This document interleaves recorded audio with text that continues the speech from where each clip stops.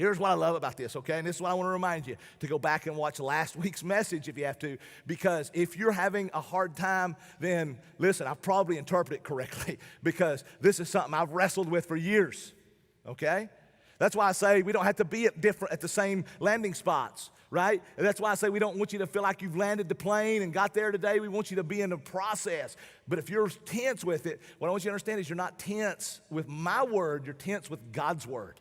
Because that's God's word in Romans 9, and it's there, and we have to drive through the middle of it. And so you're tense with God's word. And many fight election because they say, well, it's not fair. Remember that, some of those questions, it's not fair.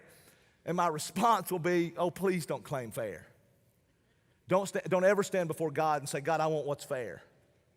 Because if you really stay that and God really gives you fair, you know you're going to split hell wide open, right?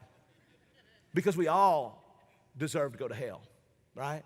It's sort of like the dude who was standing before a judge for crimes he had committed, and he was shaking because he was scared. And the judge said, son, you don't have to be scared, oh wise judge. He said, son, you don't have to be scared in my courtroom, because I guarantee you, in my courtroom, we always met out 100% justice.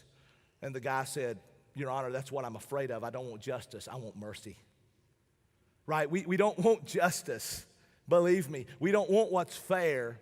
And when we don't think it's fair, it's because we generally begin, and this is just, it's hard to strip all of our cultural biases away. It's hard to strip, worldview away. Generally, we begin with us. We begin to process theology, and we begin with us, and we think, man, I don't know if that's fair, right? Is that fair?